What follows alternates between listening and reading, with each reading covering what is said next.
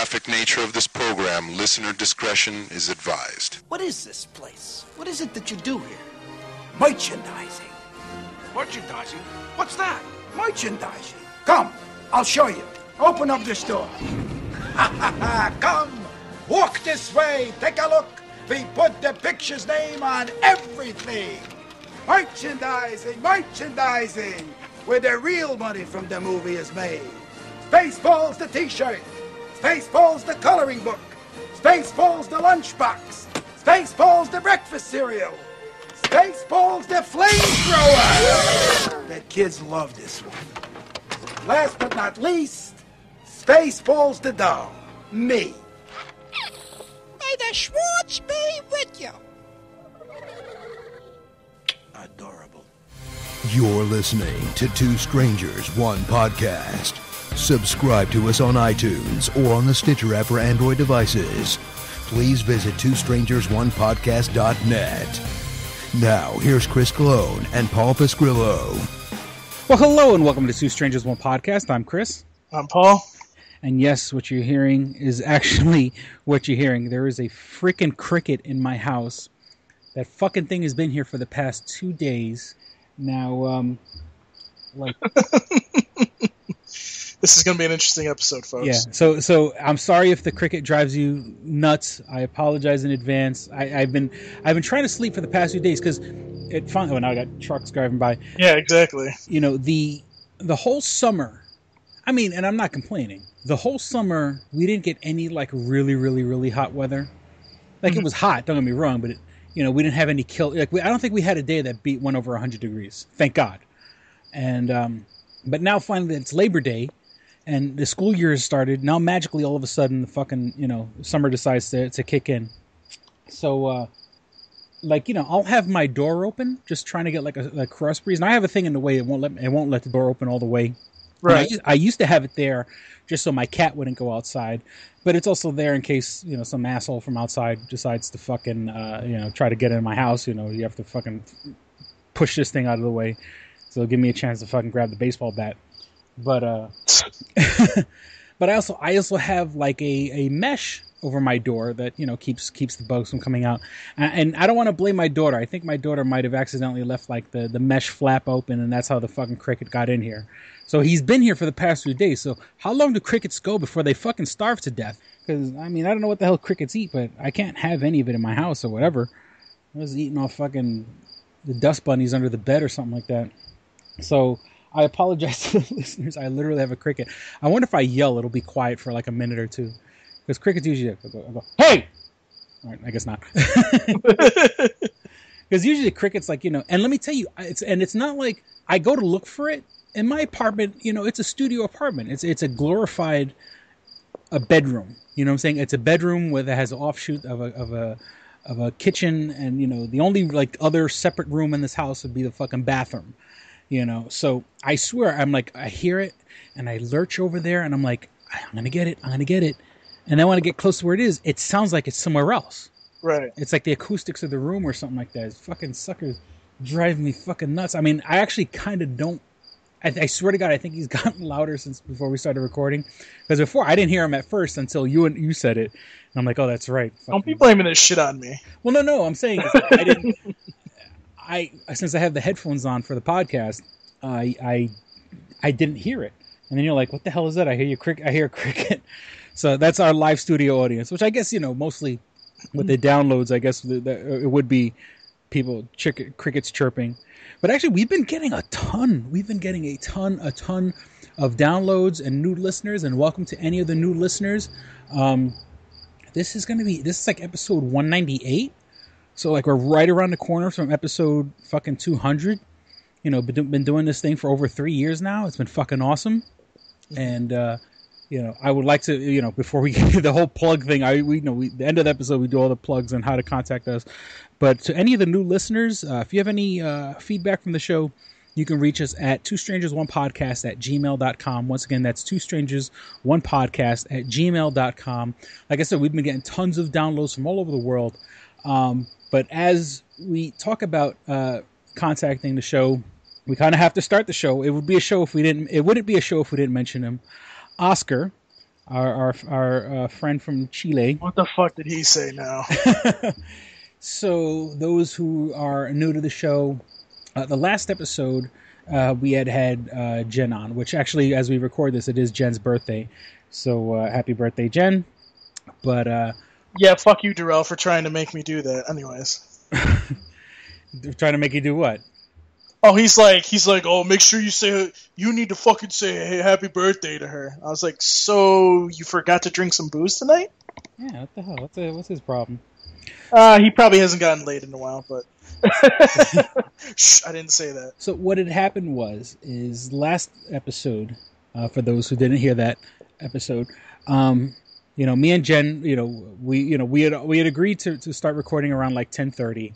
Unfortunately, Paul didn't get the memo. Or Paul, you were just getting out of your car, so you didn't get on till like about midnight. So me and Jen actually spoke for like about an hour and a half. And before I get to Oscar's letter, Jen kept telling me how nervous she was. And I'm like, well, there's nothing to be nervous about. This, I said, the same way we're talking right now before the podcast is the same thing we're gonna do on the Toonami Faithful. And I mean, I know, like, on the Toonami Faithful, she doesn't contribute as much as, because when you, obviously, the Toonami Faithful, you got like 3 or 4 or 5 guys on the show. So, right. She actually, it's hard to get a word in edgewise, honestly, on a show like that, because there's so many people. So, oddly enough, I think once you got on, and you and I kind of, we're co-hosts. I mean, we have our chemistry. I think her nervousness kind of kicked in, and she was relatively quiet. I mean, if you listen to the episode, when before that, her and I were having a wonderful conversation for about an hour and a half. We actually start recording, and she got quiet. So, okay, here we go. This is from our number one fan, Oscar. And once again, to any new listeners, or any of the old listeners, feel free to contact us at twostrangersonepodcast@gmail.com. And so Oscar writes, Chris, 2 episodes ago, you were making the biggest deal about having this chick on the show. I don't remember her name. You even threatened to do the show without Paul. Really? She totally sucked. What a letdown. Wow. Your attempts at chicks on the show have been futile.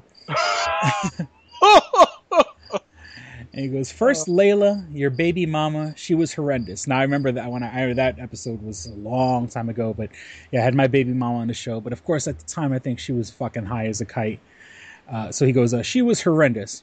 Then Jennifer, some sad white trash chick you were dating. So like in between the time my original co-host Kristen left and before you joined the show, I was doing episodes with the girl named Jen, a different Jen, not the one I was on last week. And he goes, she was depressing. And he goes, no one, and I mean no one, will beat Kristen. Once again, my original co-host. And I've been listening to them. You could go on YouTube right now and listen to older episodes of Two Strangers One Podcast. I kind of started from my very first episode. Like as of tonight, we're like I've uploaded up to like episode 25. He goes, damn, I was so disappointed with the show after all the hype you gave her. What he says, I think a chick would be a great addition to the show. I'd either trade either of you guys for Kristen back. She was so awesome. Wow. And then he goes, P.S. Paul, don't think that I don't catch that bash on Facebook. I consistently give you props and you always shit on me. Pay me the proper respect that Chris does. Don't hate me because I can't stand your other baby, the Toonami Faithful podcast. Two Strangers One Podcast is where my loyalty lies. So, and it's true. He is, of all the people, he doesn't bash you, yet you're the one who bashes him the most. like he bashes my goatee. He kind of bashed the Darrell in the beginning. Now he's bashing Jen. Like, you're the person he least bashes it. You're the one that's like, fuck him, fuck that guy, cocksucker or whatever. We'll go to his house and put a bullet to it, put a gun to his head or whatever. But thank you, Oscar. Once again, I mean, I love that kind of interaction. It's funny how, like, in the beginning, it was like, fuck you guys, and, things have gotten a little, I mean, obviously, no, he's kind of, but he's given his opinion, so thanks, Oscar, for writing in, and anyone else. Thanks for your opinion, now go fuck yourself. And so, let's get to our list of topics for this episode.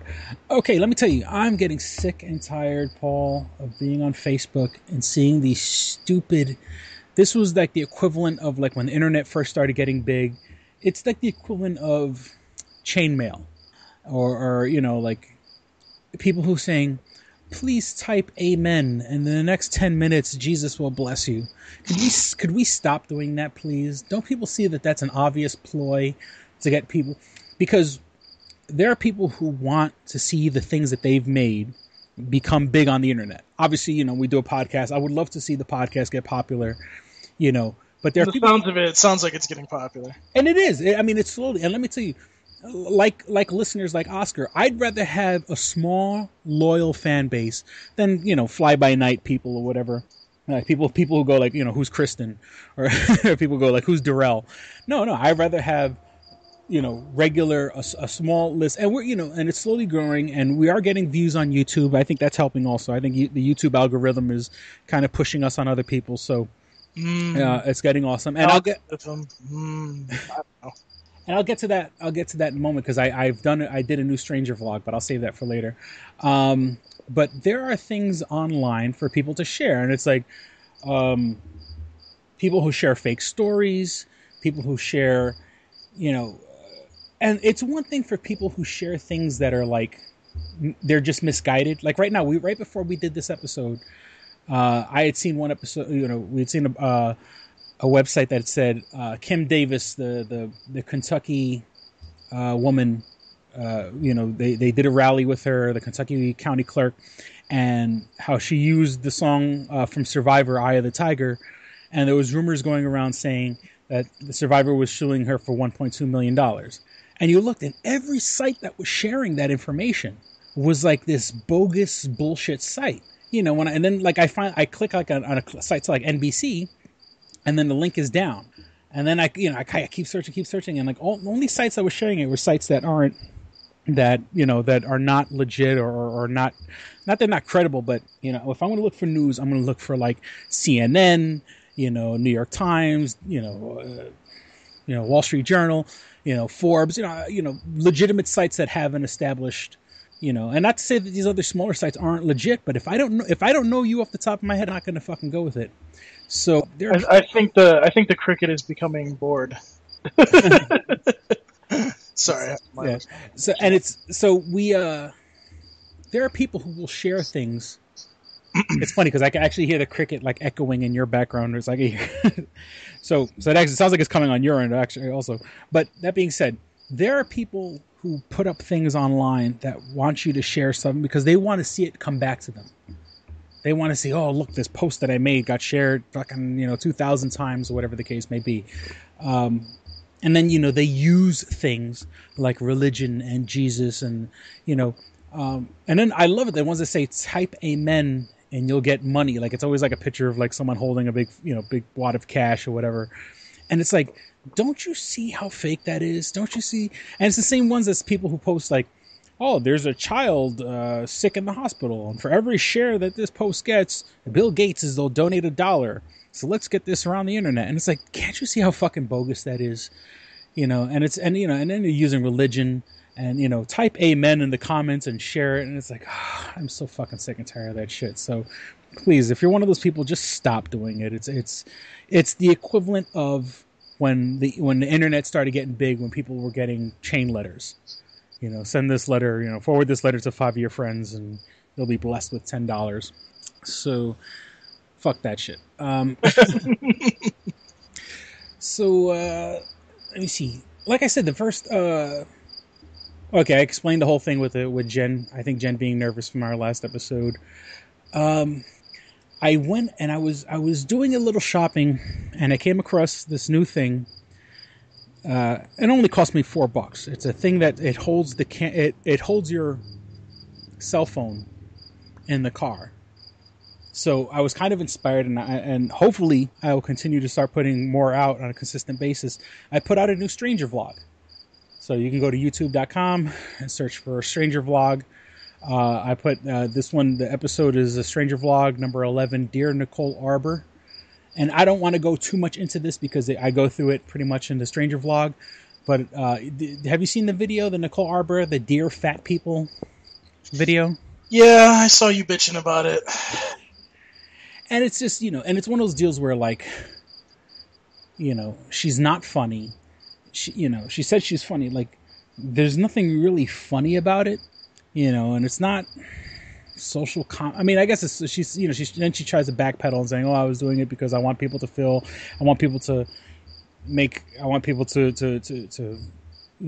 what's the word? I care for these people, so I want them to change their lives, and that was a bunch of bullshit. And then she had made another video right after that, kind of saying, because of course then the fucking internet blew up, and there are tons of response videos. I mean, if you go on Twitter, if you look up that video, for that one video, there are literally hundreds of response videos, and of course, me doing one, I'm adding to the fucking pile of response videos. And she had gotten all these people that are doing response videos are just trying to latch onto my fame. Fame, bitch. Nobody knew who the fuck you were until you put out a stupid, you did a controversial video that got a lot of views because you're saying controversial shit. And so if you want to say that I'm one of those people, then fine, say I'm one of those people, because you're not doing anything destructive, and just putting someone else down doesn't fucking bring yourself up. And and at least for the love of God, be funny. Like, if you're gonna bash people, like, it's one thing. Don't get me wrong. I think I'm at times, I know I can be very politically incorrect. But I think at least I'm funny when I'm being incorrect and politically incorrect. Like, I don't think if I'm going to sit there and bash someone, I'm at least going to make it funny. For you to just bash someone to bash them, then that's like fucking hate crime shit. You know what I'm saying? So fuck Nicole Arbour. Okay, and it's funny. The 2 episodes back, we had an episode called Friend Zone. And I was on my timeline, and someone posted a clip, and I should have had it loaded on my page. Okay, give me 1 second. 1 second as I look this up. That's what she said. So it was one of those internet memes, and it had Morpheus of the Matrix saying, "What if I told you friend zoning is bullshit because girls are not machines that you put kindness coins into until sex falls out." And that's the actual video. I mean, and so I was and trust me, I really wanted to drop this subject. I really wanted to let it go, but I just got so infuriated by this. So I it took me a second to put this together, but I think I summed it up perfectly. I said, and this is, I responded to my friend's post, but then I shared it and I put it. I said, "You're right. There is no such thing as a friend zone. Just a bunch of women that are fucking mooches. They take and they take and they take. And no, they shouldn't feel any obligation to give back. But if you have any accountability, if they had 1 ounce of accountability, they should have never taken anything in the first place because they were taking advantage of someone."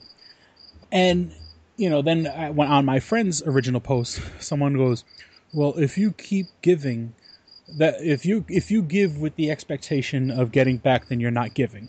And I didn't respond to them because I'm not going to get into an argument with a stranger, like a friend of a friend, because I don't know this person, and I'm not going to get into a whole fucking deal with a friend of a friend on Facebook, because then it blows up your friend's page, and I don't want to go through that drama. But my thing is, obviously these girls that put guys in the friend zone, you're considering this guy a friend. So why would you keep taking from somebody that you consider a friend? You know what I'm saying? Like, why would I, don't you, I'm always trying to keep checks and balances on when I borrow something from somebody. Mm-hmm. Like, if I go, okay, and you pay for dinner, and the next time we went out, I would say, you know what? Let me pay for dinner this time, or let me get you back, or let's do something else, and I'll pay for that in my head, because in my mind, I'm constantly trying to keep things equal. I don't want to be considered a fucking mooch. Now don't get me wrong. If the time comes, and look, I borrowed money from my family and stuff like that, and that's a different situation. That's family, and of course, I should be a little more responsible. But someone can just say, "Oh, Chris, but you borrow." No, but that's I don't borrow money from friends. I try. Well, at least I try my best not to. And I always try to. I'm always like a self-sufficient person. Like, if we go out, I always drive my own car, even if the person insists, because I want my own. I'm sorry, stupid. What's rule number 1? What's rule number 1? You know what it is? It's this. What is rule number one? Say it while we're on the podcast. Turn on my phone. Exactly. But what did? Okay, I'm gonna slap you the next time I see you. So what I had.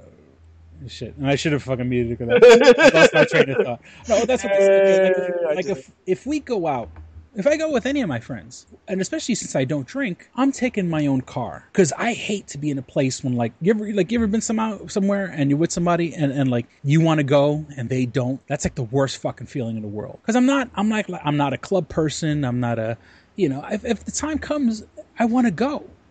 I prefer to pay my own way, which is probably why I don't go out as much as I should or as much as I'd like to, because if I don't have the money, I'm not going to go out. Now, don't get me wrong. If we go out and I say, look, man, don't worry about it. I got you tonight, which I've had in the past. I've done that for people. Look, let's go have fun. Don't worry about, let's not have money be a big issue, but, come on, fine, I'll buy you fucking dinner. Don't worry about it. That's one thing, but I don't let that shit happen over and over and over again. I've had people, if someone does something nice for me, I want to do something nice for them.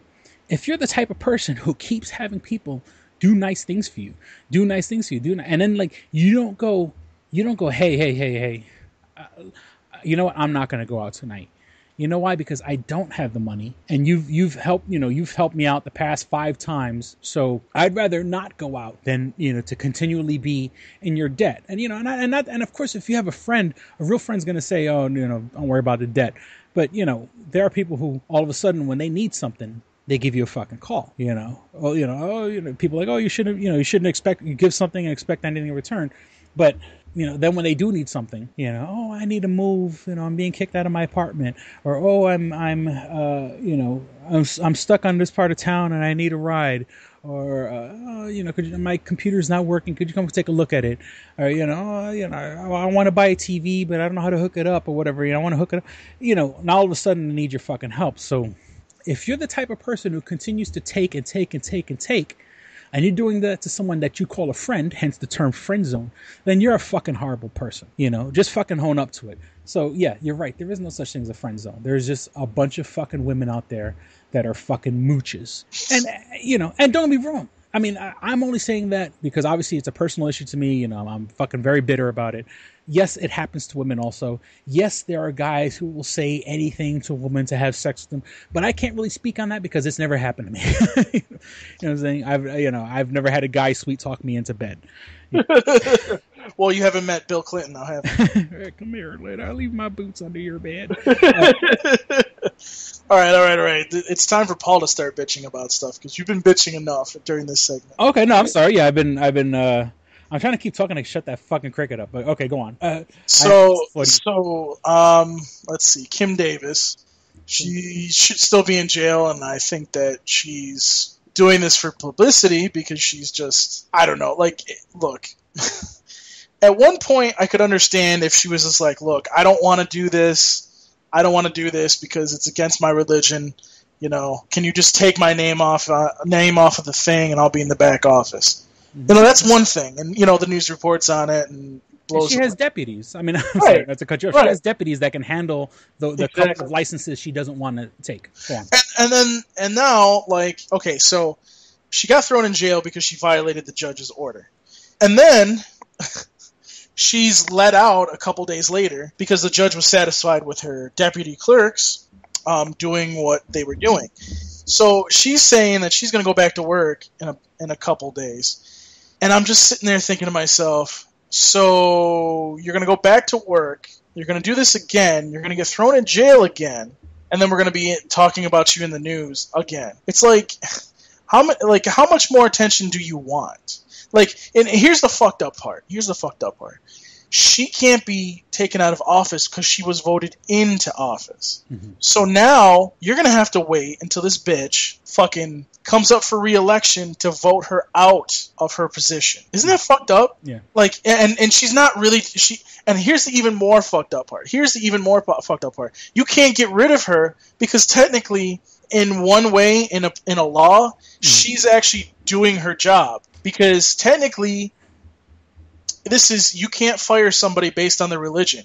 So you can't and I don't know how it would work in Kentucky, but and I don't even know if this is the way it would work, but I don't think you can impeach her. Like, yeah, that'd be interesting if there was some sort of like impeachment or I'm sure when the Kentucky legislative branch comes back, like, they're going to have a debate about this. People are going to be knocking down the door and being like, you need to get rid of this bitch. So it's going to be. But I wonder who's in charge. Like, let's just hypothetically say it was a popular vote, and let me just use that as an example. Would there be that many people in that part of Kentucky that would vote against that's a good her? point. That's a good point. And I'm just, once again, just throwing it out there. People in that area tend to support her. I mean, when they, obviously it's in the news because they just held that rally. I mean, that place was filled with people carrying crosses. Yeah, but you got to just Southerners carrying crosses. That can't be good. Yeah, but you also got to take into consideration too, dude, is that these people aren't just from Kentucky. They're from all around the country trying to get attention. Mm-hmm. And they're those Bible-thumping white racists. I'm sorry, but they're probably white racist, if you get down to it, that like the Confederate flag and don't fucking want anything to happen unless it's good for the white man, Mm-hmm. And it's just like, first of all, stop thinking out of the box. Stop thinking. Why don't you start thinking outside of your box? I mean, don't think inside of your box. Because it just makes you look bad. And two, you all look like fucking idiots. Kim Davis looked like a fucking idiot when she came out and talked. Like, are you serious? Like, seriously. And you know what, Mike Huckabee, fuck you. Yeah. And then he goes, the thing that infuriated me the most is he goes, I'd go to jail in her place. Well, please. No, you wouldn't. No, you wouldn't. Yeah, please do so. Fuck no, you wouldn't. Yeah. And the only reason you're fucking there is so that you can get some fucking points in the goddamn polls. And guess what? It probably will happen because people are fucking stupid. Mm-hmm. And that's the same reason why fucking Ted Cruz today was with Donald Trump at an anti-Iran rally, the Iran deal rally. It's like, are you like, oh, so now you two are like have a love affair or something? Like, fuck you. You're only there so you can get more points. Guess what? Go the fuck away. Here's my thing. Like, we got. Our country's just becoming like, I've never seen our country so like divided. And again, it's just the media kind of blowing it out of proportion to where, there's something serious is going to happen. Look, nothing serious is going to happen. We're all going to come together again. It's just these fucking, first of all, the media has become so like entrenched in our daily lives that we know everything within 2 seconds. And it sucks. And it fucking sucks because I don't want to know about some asshole down on Dewey Ave trying to blow up something. I think that's what was happening today in the city of Rochester. I don't know. I'm like, I don't fucking care. I don't care. Stop posting every little thing. I don't care. I don't care about Kim Davis. As far as I'm concerned, you could take her out on the cross and burn that fucking bitch. That's where I'm at right now. She's fucking... And you know what? Look, if you don't want to fucking do your job, go find another one. Oh, and by the way, you'd make a perfect priest. So why are we even talking about this? And meanwhile, we're like, as we're recording this, like we're like literally like a day away from like the 9/11 anniversary. On a day that brought us all together. You couldn't be more fucking patriotic. You know what's really sad, Chris? Sorry to cut you off, but you know what really is fucking sad about that too? That brought us together. That made us respect our police officers, respect our firemen. Now we're like, fuck our police department. You know what? Like, it's like downtown. Like there was some guy tried to rob a store. Not tried to rob a store, but he was trying to get a beer, and the guy didn't have his ID. And, it was a black guy that was there running the store, and he's like, fuck you, you need your ID. I'm not getting in trouble because of your ass. And the guy went irate. He pushed him out of the store, out of the back of the store. The guy comes around and starts giving him shit. He calls the police. You know what that fucking guy said on the news today? What's that? The one thing that should be said. He's like, these fucking police, I feel bad for these police that they had to deal with this shit because they were actually doing their jobs. This motherfucker should be in jail. Mm-hmm. And I'm just like, you know what? I'm like, that's the difference between the North and the South. The North, we fucking respect black people. We respect minorities. We respect everybody. Fucking down South, it's like a racist pit. Everybody's fucking like, fuck white people. Fuck black people. Oh, and some fucking guy goes on the radio and on the podcast and fucking sits there and goes, oh, it's open season on white people and police. Really? Mm-hmm. Really? Did you really just fucking say that? Oh, and there's going to be a race war. Motherfucker, you come up here to the north, black people are going to shoot your ass. And just the other day, and I put this on a Facebook, up here in Webster, which is like the most suburban fucking area out here. Not most, but I'm just saying it's a pretty suburban area. Yeah. Kids were, I mean, I'm assuming these kids, someone in the middle of the night had spray painted, kill the cops. Yeah. You know, and like I had put on my Facebook post, Webster is a fucking white suburban area, and I throw white in there. I shouldn't. I'm just saying, fucking black people driving through. That's all it is. Well, I'm just saying is like, honestly, no. I think it's some fucking 15-year-old kid that just saw fucking straight out of Compton. Probably. And you know, got a little amped up, whatever. Oh yeah, no, I totally agree with you. But you know, the point I'm trying to make is like, you know, our world, the United States of America, and don't get me wrong, some other countries are not doing so hot either. You know, it's like, you know, we need to like figure this shit out and stop, because you know what? I don't really care. You know what? I'm not going to blame an officer if some person comes at them, whether it be black or white or whatever, starts to go into their pocket and they pull out their gun and shoot them. Mm-hmm. You know what? Guess what? If you're not listening to the officer and you go to reach for something, I want him to shoot you. Yeah, if you can't listen to the cop, if you can't listen to a cop, you deserve to get shot. Fuck that! Like, I'm not gonna. How the hell do I know that you're not fucking la, and you got fucking like 50,000 explosives in your car? You know, how do I know you're not some? We're going back to the 90s on this one, Chris. You're not some white fucked up dude with a bunch of explosives and you're going to run into a building with your car and blow it up. Like, how the fuck do I not know that you're that? How the fuck do I not know you're a fucking old white man with a backpack on your back ready to go into a movie theater and shoot it up? Like, seriously, like, you know, we need to figure things out. It's time to start fucking stop this bullshit, you know. And, you know, maybe we should go to a break because I want to bitch some more after the break, but I got like two more things I kind of want to talk about while we're on this topic. Well, okay, go ahead. Okay, so in Rochester, and once again, this is all stuff I posted, but it's stuff that I post is obviously stuff that it means something to me, and I get on the podcast, I get to elaborate a bit more. Up here in Rochester, a couple months ago, a cop got shot.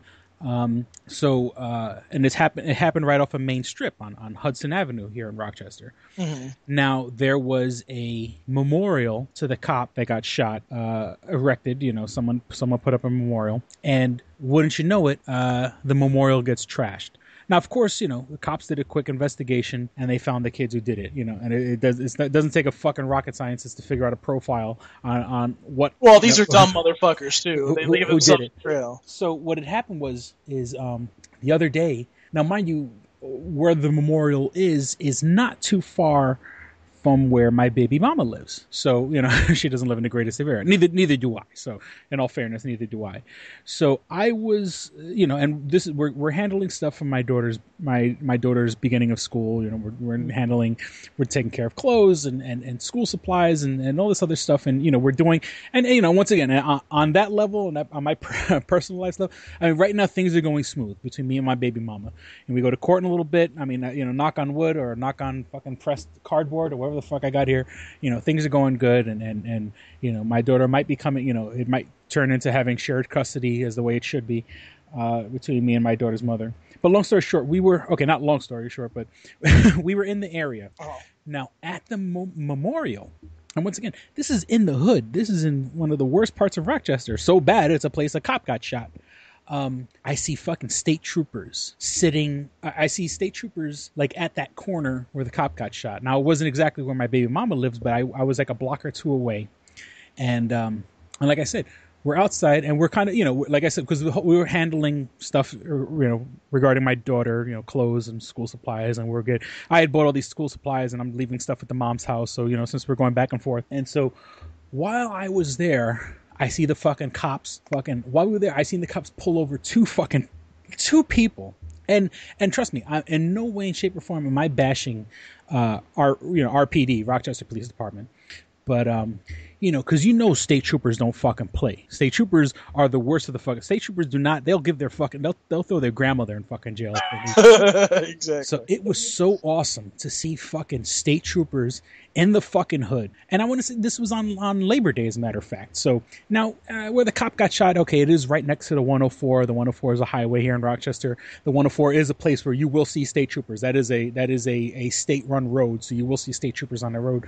So seeing state troopers in the hood, and now mind you, because really on Labor Day, I don't need state troopers busting my chops because I'm not wearing my seatbelt, or busting my chops because my fucking registration is expired. I mean, of course, these are all quality of life crimes, but it's all dumb shit. Like for all people get pulled over for like little things, that's nothing. I mean, speeding's a little different because now you're endangering other people, but like seatbelts and texting while driving. Well, no, I mean, no, texting while driving is to be dangerous also.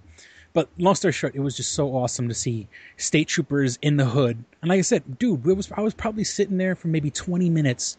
Because like I said, we were just talking and kind of getting everything organized for my daughter. And fucking just cops just fucking pulling people over. Then as I drove away, I happened to drive by where the memorial was, and that's where the cops were sitting. They were literally sitting at that memorial. So I don't know if maybe the cops stood there because that was after that the other people in Webster spray painted kill the cops. But you know what I'm saying? Like for all the people that are like, No, I'm gonna be honest with you. I think what probably was going on, and I'm hoping that's a good sign of more state troopers being downtown, is when they put in the curfew. Mm-hmm. What they did is they brought in, and usually the state troopers are in the city, but they're over there by the courthouse. They usually go into court to handle court stuff.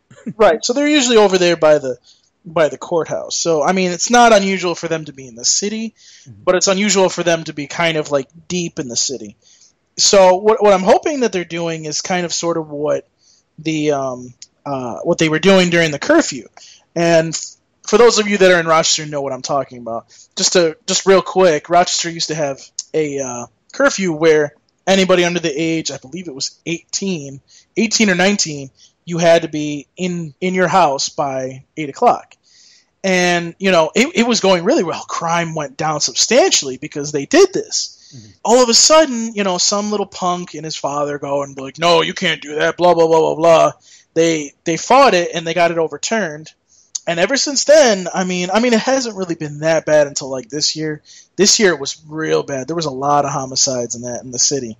It's interesting because you're just like sitting there going, are they going to do anything about this? Mm-hmm. And so what I'm hoping is they're like quietly, and it could be because they were near 104, maybe that's why they were there. But I'm hoping that they're kind of quietly putting state troopers in the city too, just to rattle some of these people because. Yeah, nobody's gonna fuck with a state trooper, and if they shoot a state trooper, they better be on the other side of the country within an hour because holy shit, they will get fucked up. Mm-hmm. And then and this is one more thing before we actually go to the break, and this is somewhat related. With the Kim Davis thing also, this sort of has to do with cops and Kim Davis. Someone had posted a picture, and once again I shared it on Facebook, where it was an interracial couple holding signs that were against gay marriage, and you see a guy's wearing a shirt saying this is a family, and it's the silhouette of a guy and a girl with a little baby, and then then the woman's carrying a shirt that says this is not a family, where it's a girl and a baby, and a guy and a baby, and it says the text on the top says our marriage wasn't legal until 1967, and now we're the assholes. Which it's funny how minorities will pick on other minorities. I work in a poor black area. I've said it a million times. I work in the hood, and it's not the greatest of areas. And when I'm at work and I'm happen to be at the register, right by the register are all the tabloid magazines. So and especially, recently one of the big ones is Caitlyn Jenner. Caitlyn Jenner's on the fucking cover of every fucking magazine. Formerly Bruce Jenner. Whatever post-operative, pre-operative, whatever the fuck you want to call it. Caitlyn Jenner is there with makeup and wearing a dress and everything like that. And to see people, now mind you, these are the same people that say like "Have a blessed day" and everything like that. We'll say something like, "What do you say? And I'm just gonna, and I swear to God, I'm quoting one. I say, like, what's wrong with this faggot? What? You ain't gonna be a woman. You could cut your dick off, but you still a man, and stuff like that. And I swear to God, I'm not exaggerating. And it's so weird. Like you're black, you're discriminated against, and yet you're discriminating against someone else. Like, you should really kind of like not fucking, those who live in glass houses don't fucking throw stones. There are people who don't like you because of the color of your skin, and now you're not gonna like Caitlyn Jenner because she wants to be a woman or whatever the case may be. So it's just it's like, what a bunch of fucking, I don't want to say hypocrite. Hypocrite's not the word, but they are the religious people who will be against that. Say, oh, what a faggot, and then when I'm done with the transaction, tell me to have a blessed day. Like, let's just say everybody's racist, okay? Yeah, I mean, look, Jesus said, "Love thy neighbor." It doesn't matter what the fuck, just saying, if you're that kind of person and you believe in the invisible man that lives in the fucking clouds, the invisible man said, "Love everybody." So stop being prejudiced. If you're gonna preach that fucking life, live that fucking life. And with that, we'll be back with more dick and fart jokes. Hopefully. This episode of Two Strangers, One Podcast is brought to you by Comics Etc., 1115 East Main and North Goodman at the Hungerford Building, door number 8. Find out more information at comicsetc.biz or like them on Facebook at facebook.com/comicsetc1.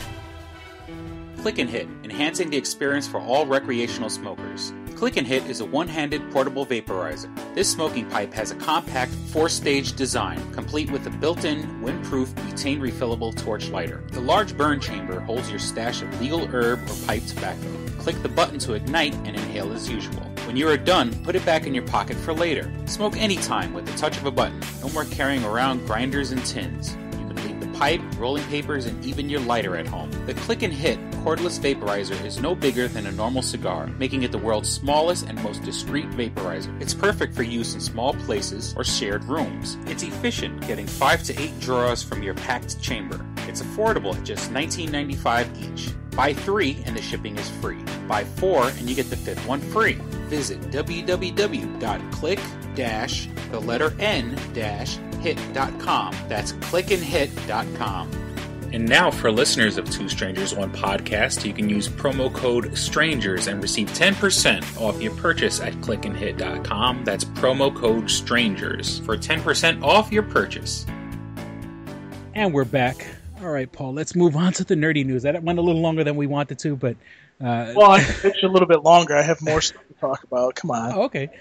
What else? You want to continue on before we get to the nerdy stuff? Well, I'll make this quick because it isn't the nerdy part of the show. So, but we really don't have that much nerdy stuff anyway. So, and sorry, folks. Oh no, we have a podcast that doesn't have so much nerdy stuff in it. I don't care. So first things first. I don't know if a lot of people have heard about this kid that he went to court and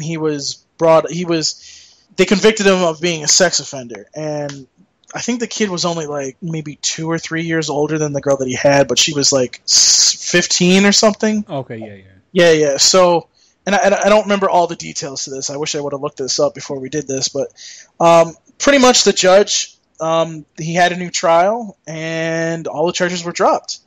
I don't know if you have the article up in front of you, Chris, but I'm trying to bring it up right now.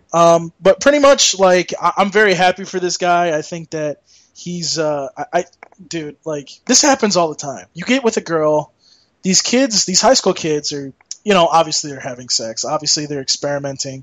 When they first have sex, that's experimenting. I'm not saying, like, taking drugs and shit, but, they're, here they are with this girl, and, they think she's, like, older than she is, and, it turns out that she ends up being, like, 14, 15 years old.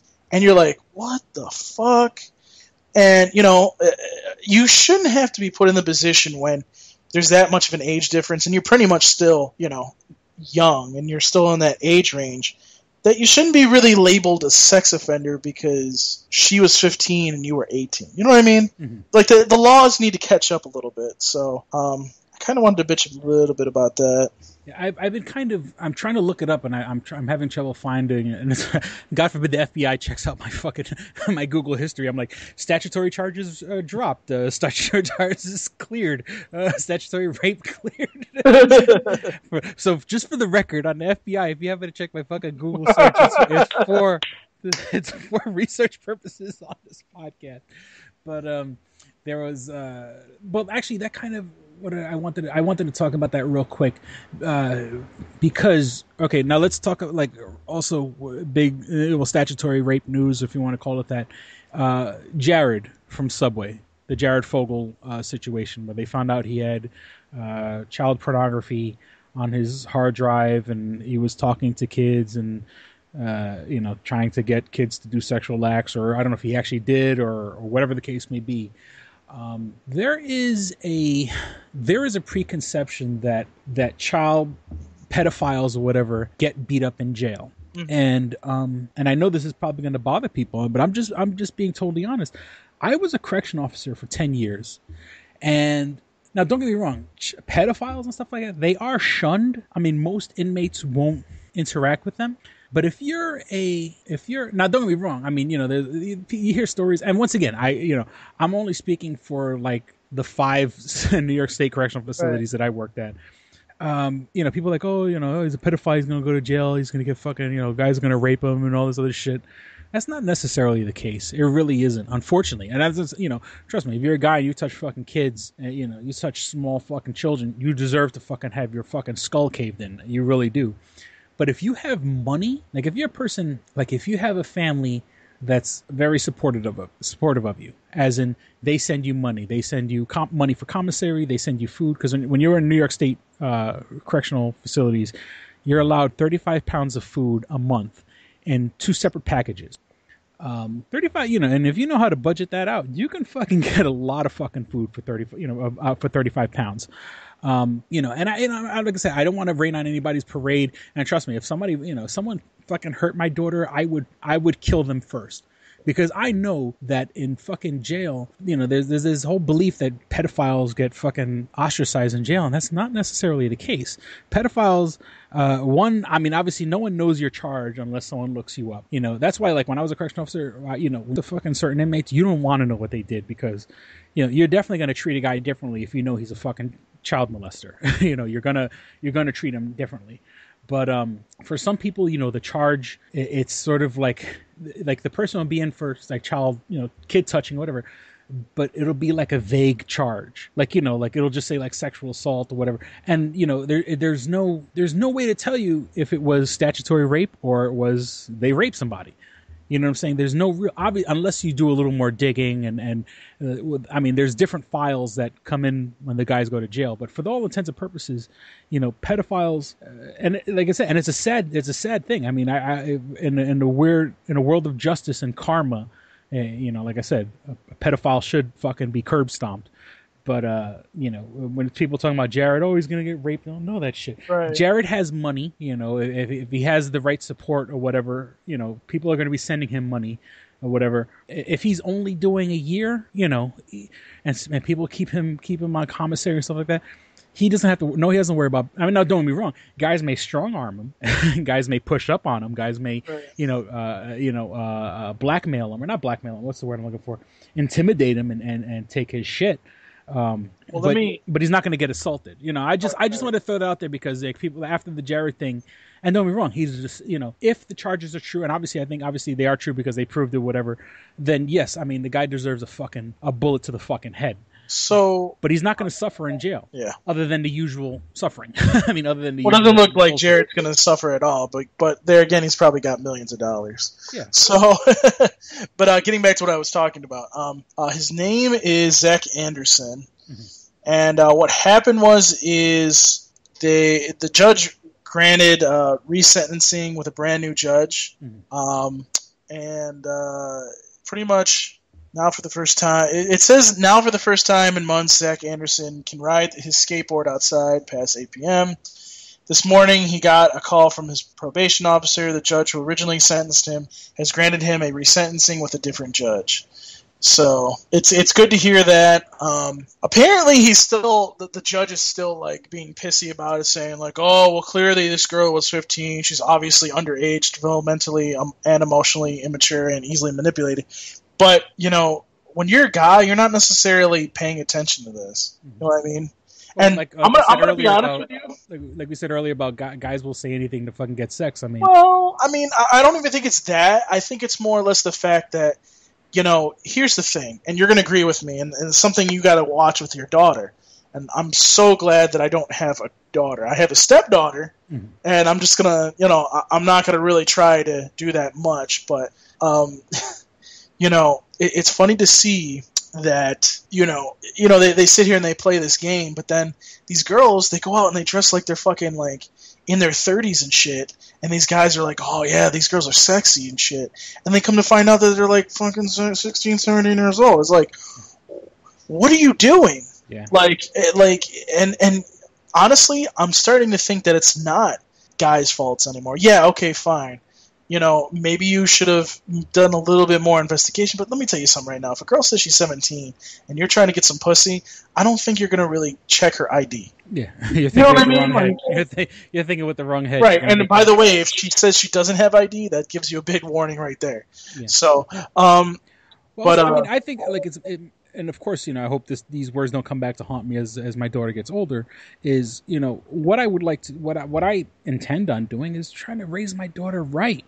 Raise her with enough self-confidence, raise her with enough critical thinking that, to understand that, unfortunately, there are people out there who want to take advantage of you. And this is teaching your kid in any way, shape, or form. If your kid is outside playing with their fucking Nintendo DS or playing with their fucking iPhone 5 or whatever, someone is going to try to take that from them. Or someone may try to take that from you. So you have to think critically. Think critically. And on the same page, unfortunately, someone may want to take advantage of you sexually. Even though you're a child, and I'm talking about when she hits her teenage years. Why do I picture you going to jail when she has sex for the first time? Let me tell you, if it's not, let me tell you, I'm gonna fucking have to get the shotgun. Like, look, I can. Welcome to One Stranger, One Podcast. Look, I'm a correction officer. I know how to survive in jail, and plus, since I was a correction officer, I'm not gonna go to a regular state prison. So, since I was a correction officer for 10 years, I'm gonna go to there's a prison where they send cops to, for the lack of a better term. It's called Mid-State, and Mid-State is where they send cops. So, if I was to ever fucking do any real serious time, I'm not going to go to like a regular jail. I'm not going to go to Sing Sing or anything like that. Maybe for 2 weeks or something like that. But I'll be doing most of my time in a place called Mid-State, which is where they send all the cops. So jail does not fucking scare me. It really doesn't. And not to mention, after being a correctional for 10 years, I know how to play the fucking game. I know how to fucking keep my mouth shut, stay out of trouble, don't owe anybody, and don't borrow anything, because as soon as you borrow something, then the fucking person's going to fucking own you. Live fucking very modest. Let me tell you, I go fucking, it's like living in the fucking, it's like living in the fucking desert. I know how to live on the fucking basic necessities. I could fucking make a package of ramen last all fucking day if I need to. Well, let's I think we've kind of. Yeah, I was saying, but like, look, motherfucker, I'll tell her boyfriend, look, I'll make a fucking body disappear if I need to. So don't fucking tempt me, because I'm not scared of going to fucking jail. Well, I'll be in jail, but you'll be in the fucking ground. Just to finish this part up, I look forward to seeing another judge pretty much like sentence him in a good way, and hopefully maybe just the charges will be dropped, because honestly, like, I think that was just stupid to even charge this guy, because even the girl in this case is being like, look, I told him I was 17. I'm really 15, 14 or 15. Like, okay. And even her mother was saying that. So it's like, why are we even at this juncture? Why is there even a prosecutor doing this? But anyways, let me move on to a different topic. So one other thing that I wanted to talk about, and I almost lost my train of thought, so thank God I got it back. So remember Freddie Gray? The whole thing that happened with Freddie Gray. So today, the city of Baltimore made it official that the Gray family is going to get $6.4 million in a settlement. No. That's not the part that pisses me off. It does piss me off, but that's not the part that pisses me off the most. The part that pisses me off the most is the fact that these officers And I know I shouldn't have to do this, but I'm going to do this anyways again. 3 of those officers are black. 1 of those black officers is actually a woman. So there's no discrimination. Once that's said, there's no discrimination in this case whatsoever. Mm-hmm. They haven't even gone to trial yet. Yeah, they settled. Listen to that one more time. They haven't even gone to fucking trial yet. And they settled. And Chris, this is the part that really fucking pisses me off. Guess what they said? Guess what they said when they were announcing this lawsuit, or they were announcing this settlement? What did they say? We're not admitting any. The officers or the city of Baltimore are not admitting any guilt in this case. You just gave this person. You just gave this guy's fucking family $6.4 million. That's a big. I'm guilty. That means that's what he's worth. That's. I mean, I don't know, dude. Like, I'm sorry, but I'm really gonna laugh when all 6 of these officers get off. When all 6 officers get off, and they just paid this fucking family $6.4 million. Did you see that happen with in Ferguson? What was the kid's name? Michael Brown. Did you see a settlement there? I don't think there was a settlement there, because guess what? The officer did his job right.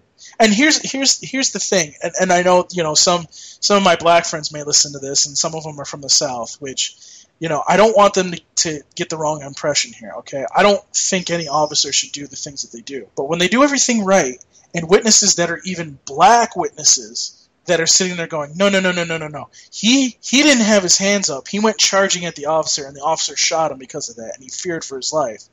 When you hear that, Chris, and the jury hears that, and they go, sorry, we have to, we can't indict this guy. Guess what? It is what it is. I mean, I'm not going to go into this, but, I put it up on my Facebook. I guess we're in the era of guilty before proven guilty. Mm-hmm. And then I put guilty before proven guilty and make $6.4 million. And then I put the Kermit the Frog picture there and be like, but that's none of my business. Mm-hmm. And look, okay, what happened to that guy shouldn't have happened. And okay, hearing that this guy had apparently Freddie Gray had this thing about when they would place him into the police vehicle, mm-hmm. he would throw himself around the back of the car or something. I think I heard that on one of the news channels. If that's true, why wasn't this guy strapped in? If he had a history of this, and clearly you probably had a file on this guy if he had a history of this because he was going to jail and whatnot, why didn't you strap him in? Why didn't you strap this motherfucker in? You wouldn't even be in this case. That's the only thing that these officers are guilty of, is not strapping this motherfucker in. Now, that's not a crime, and they were probably, honestly, Chris, let's be honest, they were probably thinking about the whole Ferguson thing. Mm-hmm. They don't want to be brought up on charges. And by the way, black officers aren't immune to this either. Black people go after their own race, even if they're police. Mm-hmm. A problem in this country is black on black crime. It's a statistic. It's really bad. It's bad here in Rochester. It's really bad here in Rochester. And what are you supposed to do? There's nothing you can really do. You can tell people to stop, but they're not going to stop. Mm-hmm. And I guess what I'm trying to say is I'm not happy with the fact that we're now starting this pandering bullshit. We're going to pander to these people, and we're going to give them $6.4 million. Prisoners that come out of prison that are wrongly accused maybe get over $1 million sometimes. And granted, Chris, they deserve the $1 million after all the pain and anguish they've been in, especially if they've been in there for like 20 years and lost 20 years of their life. Yeah, I agree with that. Give them fucking $1 million. They should be able to live the rest of their life in fucking like luxury because of what you for wrongly convicting these people. It is what it is, Chris. It is. Okay? But those cases make sense. This case hasn't even gone to trial, and you fucking gave these people $6.4 million. You better hope to God that these fucking all 6 officers get convicted, because I'm gonna tell you right now, if they don't, you motherfuckers in Baltimore look like fucking idiots. I think, look, $6 million is a lot of money, but it shows what his family thinks. Like, they settled. That's a settlement, $6 million. And like $6.4 million. $6.4 million. And I know that sounds like a lot of money, and it is. It just like, but it's also showing that like that's all he's worth. You know, that's, you know, when you say that's enough money I to see shut what us up. Yeah. You know, and trust me, I mean, this guy been in trouble with the law for fucking years and years and years. You know, I'm looking at he was 89 to 99 to 2009. You know, I didn't look at it from that. He was like 20. He's like 26, and the guy's been in and out of jail or in and out of trouble with the cop. Trust me, there's no way in his entire life was he going to ever make $6.4 million. Exactly. And, you know... His family basically took advantage and got money. Yeah, his family took advantage, and they settled to say... Basically, and I'm pretty sure the city... And by the way, so me and Chris don't sound racist here. Mm-hmm. Even if this was a white dude that got $6.4 million, I'd be still bitching.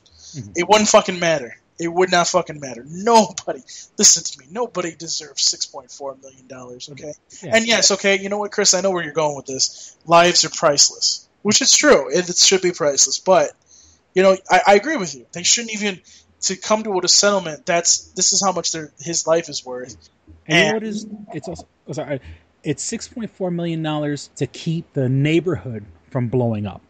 You get what I'm saying? It's shutting up the family, and it's kind of getting. And now, you know, if you put any kind of real fucking value on life, they would say there's no amount of money could fucking bring back my child or whatever the case may be.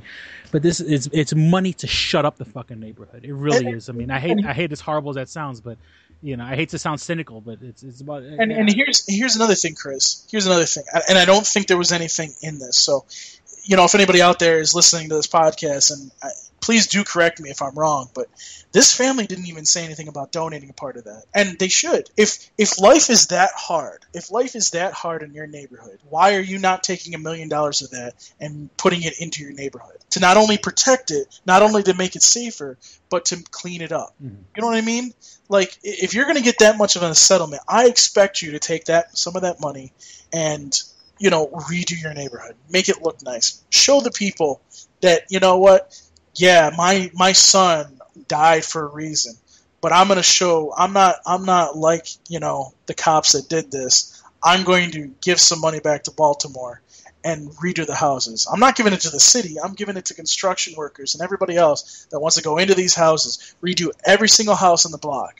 Dude, I can guarantee you right now, $1 million could cover a whole street, could fix up a whole street of houses. Mm-hmm. I'm probably more. Especially in Baltimore, where fucking the price of land is probably a hell of fucking super cheap. You know. So I mean, you could fix the neighborhood with that kind of money. I just, you know, again, Chris, this is just. I know that, you know, people are probably going like, okay, I'm going to turn this podcast off now. I mean, you know, it's. I think it was important to have these conversations tonight because, you know, it's one of those things that I think that we need to start addressing. Okay, we have way too many problems in this country, and we have to fix them. You know, he was 25 years old, and according to, not to cut you off, arrested 7 times at 25. Right. And you know, and here's the thing. Yeah, I know, and that's the thing. That's another thing. Like, why are we catering to a guy that clearly was a criminal? Like, a repeat offender? Exactly. $6.4 million to a repeat offender, the family of a repeat offender. Come on. You know what? Like, that's just, I mean, that sends a bad message. Yeah. I'm sorry. I know you're trying to shut up, you know, people. I know you're trying to shut up all these other things, but, you know, it's just like, that's going to be, like, I'm sure Black Lives Matter has already come out and said, this is a victory for black people and Black Lives Matter and blah, blah, blah. And, you know, it's just like, I understand what your movement's all about. I get it. I get what you're trying to do. And yes, down south, and again, I keep saying this, down south, it is really bad. It is really bad racist-wise, and it shouldn't be. So I understand where black people are coming from. Mm-hmm. But up here in the north, you don't see that as much.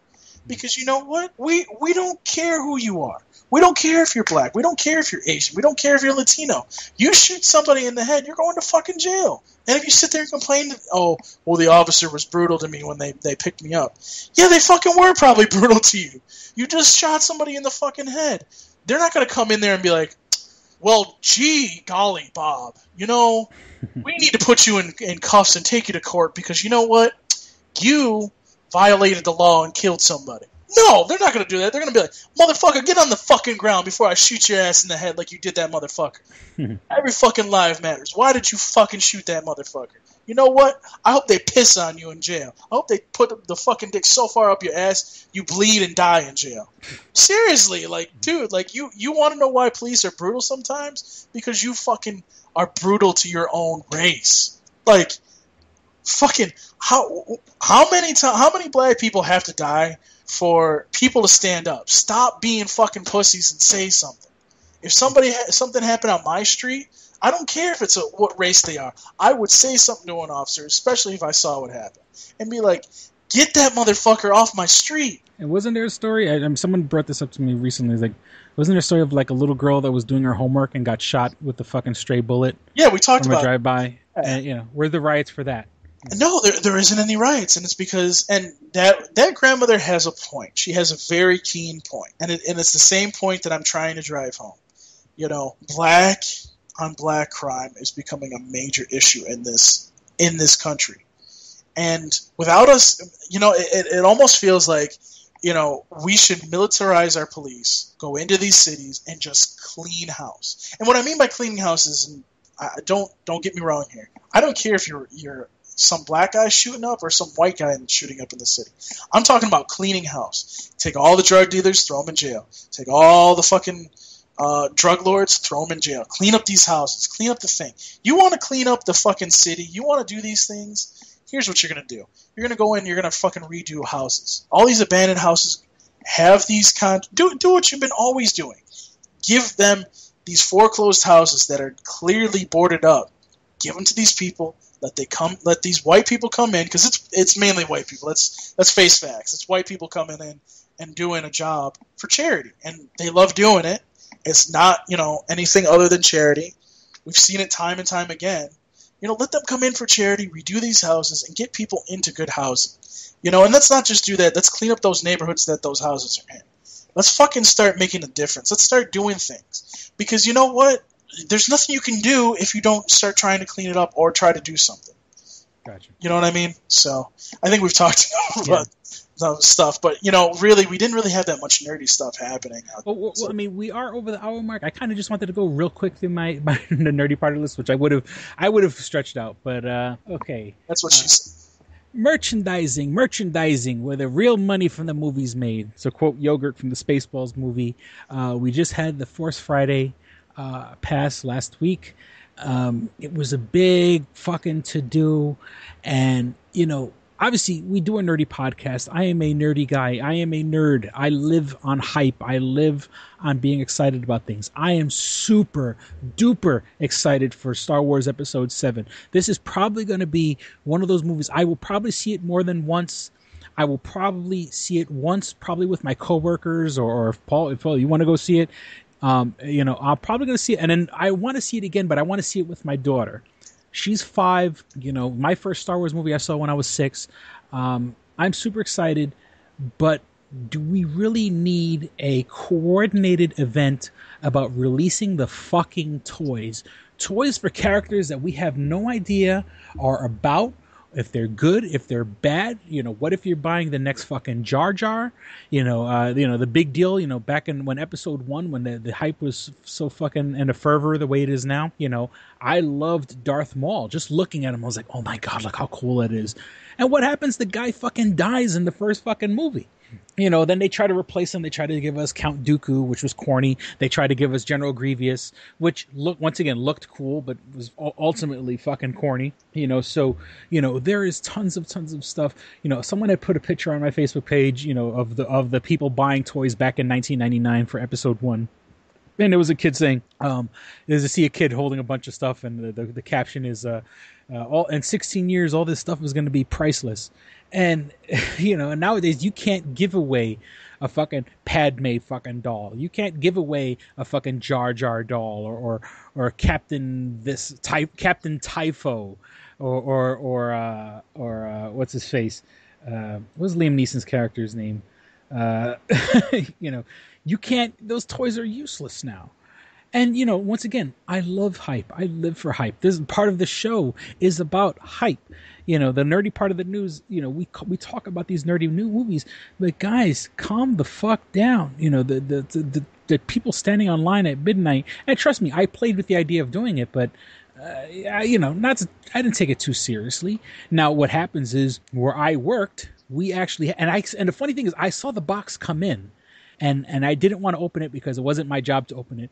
But we had actually put up a display for Star Wars posters. My store actually got caught up in the Force Friday hype, and we couldn't put out the box until that Friday for Star Wars posters. So you know what? I put in my fucking paws for the cause.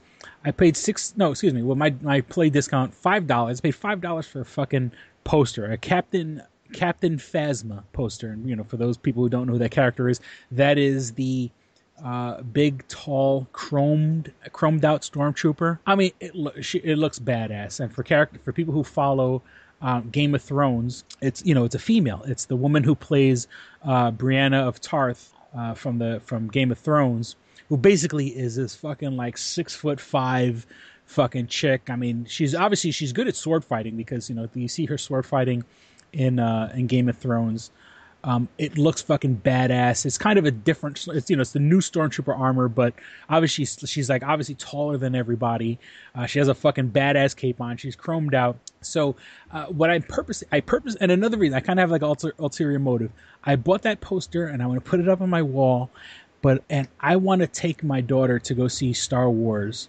And obviously, I mean, this person's going to be a bad guy, but I want to see her reaction when my daughter finds out that it's a girl and not a boy. I kind of want to, I want to see the joy in her eyes when that happens. And hopefully this character is not too bad. Like, once again, I hope this character doesn't turn out to be like a Jar Jar Binks or a Darth Maul where, it looks cool, but fucking dies in the first movie. So, I mean, I got caught up in the hype a little bit, in a teeny tiny bit. I bought a poster. You know what I'm saying? Okay, I bought a poster. I'm not fucking buying $500 in fucking toys. And one of the bigger toys that came out was the cell phone controlled BB-8, the R2-D2 soccer ball droid or whatever you want to call it. The toy looks like shit. It costs $150, and I don't want to say it looks like shit. Pardon that phrase, but obviously there was a big coordinated event online and on YouTube, people unboxing, and of course on YouTube there are people who are actually playing with it. And you know what? It's cute. It's this little like 4 or 5 inch tall thing. It works like BB-8. It's made from the people who made the toy called Sphero, which is like a ball that you could control with your cell phone. Except, it has the little gyroscope in the middle, has a magnet that keeps the head on top, and you can roll it around. Well, big whoop, the fucking thing, obviously, they didn't really say it, but it's going to be where the battery runs out probably quick, and when you look at it, the head, it takes a moment for the head to catch up to the body. So it looks like the head is always kind of like looping around. It looks like a drunken sailor when you play with it, which, I give them all their props for the toys, but I'm not paying $150 for what's basically a remote control ball. Like I said, I love hype, but I'm not going to let the hype get me to the point of spending $150 on a fucking useless piece of plastic. So, okay, I got that. We are gearing up for New York Comic Con. I'm still waiting on my press pass, but I spoke to Matt, the gentleman I went to Comic Con with last year. He hasn't got his yet, and he got approved a hell of a lot earlier than I did. There was an issue in mine, and plus I also hope that my mail issue, and I hope the actual pass makes it to me. Did you ever do a change of address? No. They have my updated information.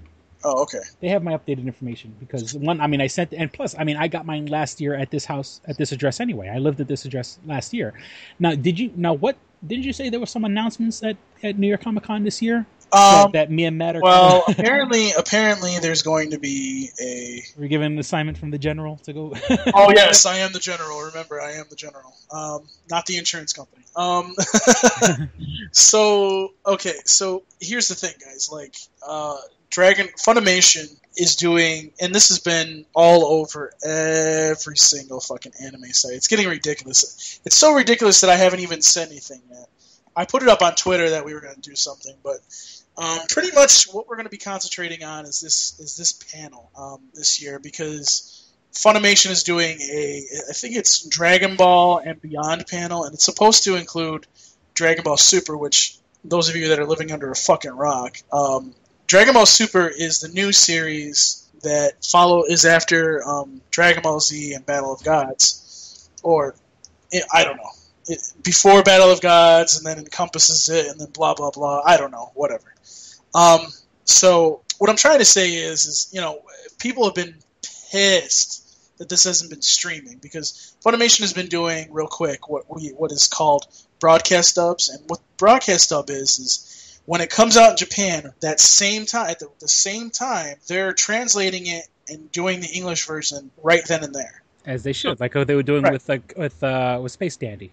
Space Dandy was a little bit different, because Space Dandy, what happened with Space Dandy is that it actually debuted in the United States and then debuted, and then the episode 1 showed in the United States, and then that same day, a little bit later, or the next day or whatever, it showed in Japan. So that was a little bit different, and it was actually an interesting thing, which was awesome to have, and hopefully Funimation's going to continue doing this. But a lot of people are pissed about it. So Anime's News Network, I guess, is kind of the culprit behind this, is pretty much building this up to say that Dragon Ball Super might be announced at this panel. So obviously, being that we're going to be there, we have to cover this panel. There's no ifs, ands, or buts. I mean, it's ToonamiFaithful.com. It's Dragon Ball. Obviously, we're going to cover it. Mm-hmm. So, it is what it is. We may get some interviews from those guys. Looking into that right now as we speak. And also, Steve Bloom has confirmed. I asked him on Twitter, and he confirmed on Twitter that he is going to New York Comic Con. I'm hoping that there's no interview stop on him. Mm-hmm. So that way, because here's the thing, there's a reason why I want to interview Steve, and I'm not going to say this on this podcast because other sites are going to listen to this and they don't need to know what I'm doing. But I'm not going to be interviewing him necessarily for Star Wars Rebels. I'm not going to be interviewing him about other shit. I'm going to be interviewing him about Toonami. So, it is what it is, and I'm hoping to get him on camera. I'm going to start working on that too. So those are pretty much who you guys are going to see. So the harassment starts now. Yeah, the browbeating. Oh, I already contacted Funimation tonight while I was at work. So hopefully I'll hear back tomorrow, because we need to get that ball rolling. Because I didn't realize it was coming up, and I was like, "Fuck." And here's the other thing too: we don't even know if Adult Swim usually goes to New York Comic Con too. Mm-hmm. We don't know if Toonami is going to actually do a panel there too, because they did that at they did that at San Diego Comic Con. So we're thinking, we put one and one together early and said, well, if you're going to San Diego Comic Con, because we were the one that broke that news, ToonamiFaithful.com was, and that they were cosplaying, which was fucking hilarious, might I add. It's got to be that they're going to be doing stuff. You know what I mean? I can't see them not doing a panel unless they're like, we don't really care. Because, if you're going to do it at San Diego Comic-Con, you should do it at New York Comic-Con. I mean, do you agree with me? If you're going to do it at New York, if you're going to do it at San Diego Comic-Con, you should do it. And this is the year. I mean, they surpassed San Diego Comic-Con last year, and I think they're going to show San Diego Comic-Con how it's done this year. Last year, not that last year was a fluke, but last year they weren't anticipating, and it just happened to fucking blow up the way it did. Now that they've had a year to prepare, this is going to be the year where they fucking show San Diego Comic-Con. No motherfuckers. You were the king, but the king is now fucking dead. Long live the new king of fucking Comic-Con. So I'm on there super fucking excited. Yeah, you should be, because you get to go in there free, you motherfucker. Anyways, so, and I can't, that's the fucking problem too. Now that I know that Funimation thing's going on, I can't even fucking go. So it's hopefully you guys can get everything that we need, and we don't have to worry about anything, because I don't want to have to start stabbing people. We're me and Matt, especially last year, we got ourselves a little coordinated. I mean, it's kind of hard. It was sort of, last year was sort of taking it all in was a lot. But now that I know what to expect, me and Matt are going to fucking tear this shit up this year. We really are, and I'm so fucking... Sorry to interrupt, folks, but unfortunately Paul's shitty internet connection dropped out. And instead of trying to hook back up, I just said, hey, fuck it, I'll just take the end of another episode and paste it on the end of this one. So if you're an average listener, you've heard all this crap already. You've probably turned off the podcast by now. And if you're a new listener, check out our plugs and our links and all the wonderful things you can do to get in contact with Two Strangers, One Podcast. So, okay, I think we're going to wrap it up. That's what she said. Okay, so please visit twostrangersonepodcast.net where you can find all things show related. You can go back and go on iTunes. You can find our iTunes, subscribe to us on iTunes, and not download every single episode because I'm actually starting to clear out episodes on our server space. But you can find older episodes of Two Strangers One Podcast on YouTube. And like I said, yes, we've been getting some views on YouTube. Unfortunately, YouTube, the algorithm, I think if I keep putting episodes up, YouTube's eventually going to have to fucking show us, like, have us show up on other people's pages, like on algorithms and shit like that. So I'm just going to keep shoving that shit down YouTube's throat until they fucking finally start sharing us. I'm not really pimping the videos. I said, let me just see if it'll go viral or whatever, or at least go, get a little more of a following. Because I'd rather have, that's the one thing I got to say. Thank you for the new listeners. I'd rather have a nice, solid, relatively smaller number of loyal listeners than fucking people that are fly by night, fucking, fake fans. But but once again, on fucking Facebook, the Facebook videos, the video's been watched like 3,000 times. So, I would love to see the revenue on a 3,000 view video. If if YouTube decides to finally start putting us in people's feeds. So you can visit, find out our iTunes, subscribe to us on iTunes. So when new come out, if you have iPhone or iPad or iPod, if you don't have an iPhone, iPad, or iPod, you can listen to us on the Stitcher app. That's STITCHER. That's the Stitcher app. It's for Google devices. Any podcast worth listening to is on there. You got Kevin Smith's Smodcast, Chris Hardwick's The Nerdist, This American Life, Mark Maron, Adam Carolla, and of course the Tsunami Faithful podcast, Paul's other baby. You could listen to episodes there, and as soon as they come out, it uploads to your device. What I like most is the listen later option, where while you're at home or you're in a Wi-Fi spot, or if at Dunkin' Donuts or not Dunkin' Donuts, at McDonald's or the public library or Starbucks or anywhere that has Wi-Fi, you could download the episodes in a Wi-Fi spot and listen later, so you're not killing your data plan and you're not killing your battery trying to fucking get data from the data plan, from some tower 5 miles away. You could listen to it later when it's more comfortable for you. And it only keeps like the most recent 10 episodes. If you want more, you could download more, but it keeps the most recent 10 episodes on your device. And it's fucking awesome. I love the Stitcher app. If you want to write to us like Oscar does and be a part of the show, you can write to us at twostrangersonepodcast@gmail.com. Once again, that's twostrangersonepodcast, all spelled out, at gmail.com. Like I said, we're on YouTube. Just go to YouTube and search for Two Strangers, One Podcast. I've been so crazy busy with going on in New York City. I have so many ideas for stranger vlogs. I just haven't had a chance to do one. But I have the older episodes of Two Strangers, One Podcast with the old co-host, Kristen. And I've been listening to the episodes. And it is funny to kind of go back and listen to. I'm better. Well, no, it's a different animal. It's a different podcast. But, I mean, it's cute. If you want to listen to me talk to a chick about comic book movies and stuff like that, especially that she doesn't know, nor does she care. But it's still fucking better than her. But it's the history of the show, damn it, and it's fun. It's fun. And we're eventually going to get to our episodes. I just have to get through fucking 120 of them first before we get to our episodes. Then YouTube. Oh yeah, and of course, like I mentioned, Facebook. It takes 2 seconds on Facebook to like the videos. We've been getting a lot of activity. People have been sharing the videos. People have been liking the videos. So you can go to Facebook, facebook.com/twostrangersonepodcast. Once again, all spelled out, facebook.com/twostrangersonepodcast. Of course, we want your money. We want you to give us money. But if you can't give us money, just share a link. Just share a link to the page, like any particular post. It certainly helps the numbers. And like I said, I've been putting up the videos on YouTube and putting the links there, so you could put the links to the episodes that are on YouTube on your page. If you could direct more traffic to us, that'd be fucking awesome. And that's about it. I acquiesce the floor to you, sir. All right. Well, you can find me on Twitter at Geeky Inc. No, that's not my Twitter. Oh yeah, I'm sorry. At Twitter at Stranger Podcast. At Stranger Podcast. Yes. Sorry about that. Why you got to be interrupting me? I'm sorry. You mentioned Twitter. I totally forgot about Twitter. I got so much other shit I got to remember.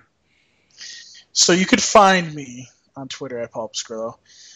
You can also find me on Instagram. It's instagram.com/Paul Pascrillo. You can ask me questions. It's ask.fm/Paul Pascrillo. And you can find me, as Chris has said, on the Toonami Faithful podcast each and every week. It is podcast.toonamifaithful.com for all the episodes, including our exclusives. So you can do that as well. And as I fucked up and said, Geeky Inc., we have an album coming out called We Are the Faithful. Actually, looks like tonight the date might be pushed back because we have something exciting happening, hopefully. So, I'm hoping that everything works out with that, and we will give you a new date once that comes. But if you want to listen to the new music, if you want to listen to all of it, it's SoundCloud.com/Geeky Inc. Productions. Click on the playlist now that says We Are the Faithful, and you can listen to all the tracks that are currently up right now. There will be more. As the CD comes out, the music will come out as well. And for those of you that are listening exclusively to this podcast, I will definitely note that if you pre-order it on Bandcamp, which is geekyinkproductions.bandcamp.com, you will get an exclusive track that is only available by pre-ordering or ordering after the due date is up when we release the CD officially, that you can only get by purchasing the CD on Bandcamp. It is a free track, and so you should go there and buy it there. But that's about it. Geek Inc. GeekEinc. Go there, click on every link, follow everything, download every video. It's geekyinc.com, basically. Geekyinc.com. Go now after you're done listening to the podcast. Go watch, or you'll die. Click on everything. So with that, we certainly hope you guys enjoyed listening and had as much fun as we did recording. Thank you for listening to Two Strangers, One Podcast. I'm Chris. I'm Paul. Don't be a stranger. Peace. We're out. Bye. You should be fapping. All up in my face. All right, here we go, man. Go ahead. You want to read Double Jackpot. What is it? It is a self-published book by Christopher Cologne. Chris Cologne? Smells good to me. But look at her. That broke that fucking cold little exterior. He's like, hee. But it is spelled Colon. Him punny. But Double Jackpot is a book about a comic book artist, Eric, who is in a loveless relationship with a materialistic I feel you, Eric. Lynette. Oh, fucking. Are you sure I didn't write this? Sounds hauntingly familiar. He starts cheating on his girlfriend with a more creatively supportive woman, Nadia. Well, I got to meet her. Where's the Nadia? There's your summer girlfriend. Summer Nadia is Nadia. Nadia? Yeah, I think Nadia spelled with an A. All right. Both Lynette and Nadia play the double jackpot, the largest payout in lotto history, much like the recent Powerball. Both girls play his birth date as the winning numbers. Eric is now stuck between two of the country's richest women. Who will he choose? It's not that simple. This is a clever fucking idea, man. Is. Look at her, fucking. She's impressed. I am. She got some summer reading. Christopher Cologne smells real lovely with an original idea. This is. I've never heard this before. I haven't either. This is a self-published book, much in the indie spirit as Kev's Clerks. Oh, you don't even need to name check me. This is just a good idea. You could stand on your own, man. You don't even have to be like, hey, remember Clerks? This is nothing like that. This is way more original than Clerks. This is a good idea, man. Why didn't I think of this? I need something to read. This book is part of the Comic Books, Heavy Metal, Video Games Trilogy Book 2. Odd I See, A Tale from the Road, coming soon. Right on, man. It's part of a trilogy. This is the first part. Way to write, man. He's seeking a literary agent. Motherfuckers, anybody out there? There ain't no literary agents listening to this show, I assure you, sure. Sure. I assure you, sure. But somebody know a literary agent? Hook a motherfucker up! Chris Cologne come up with an original idea. I should tell Raskin. That's a good fucking idea, to be honest with you. That's a fucking rom-com right there. Megan, get Raskin on the phone. Isn't it possible to get Raskin on the phone? No? Yeah. I want to run it past him, man. I want to, and if it happens, I get a taste, Chris Cologne. I get a whiff, if you will. The book could also be ordered on www.lulu.com. That's lulu.com. I understand that. I just want to spell it out. Normally one says it, that spells it. Still, lulu.com. What is that? Do you know what it is? I don't know. All right. The book could also be ordered on www.lulu.com. Search for Double Jackpot Christopher Cologne. A paperback version of the book is $15, and a PDF file is only $5. $5 Yeah. is insanely inexpensive. 15's not even that bad for a paperback version. No. This is $1 million idea right here. Like a movie about a dude who fucking is stuck between two chicks, both of who play his birthday and win the lottery. Come on! I can see that trailer. Chris Cologne is on to something. Nobody else can smell it but me. I'll read it. Thank you. I'm going to make that smelly joke. I know. You're trying to get me to laugh again. It worked once. Double Jackpot is a self-published book by Chris Cologne, man. It's the first book in his comic books, heavy metal, video games trilogy. Book 2, Odd I See, A Tale from the Road, should be coming out soon. Get all the information at Chris Cologne, like a motherfucker. I will totally read this. Double Jackpot. I'm serious. I'm going to recommend that to fucking Raskin. How is that not a movie? You know what I'm saying? This could be a sexy movie. You could do an R-rated version. There could be nudie in it, and you could show them fucking both chicks. Maybe a little penetration. Maybe a butthole shot. No butthole, no care. I would like to formally apologize to Christopher Cologne right now. No, sex sells. Chris Cologne will appreciate that. He's like, thanks for throwing a few buttholes in there, man. Don't forget to check out twostrangerspodcast.net, your one-stop resource for everything show-related. You can find links to subscribe to us on iTunes or on Stitcher. You could also find links to buy my book, Double Jackpot, on twostrangerspodcast.net.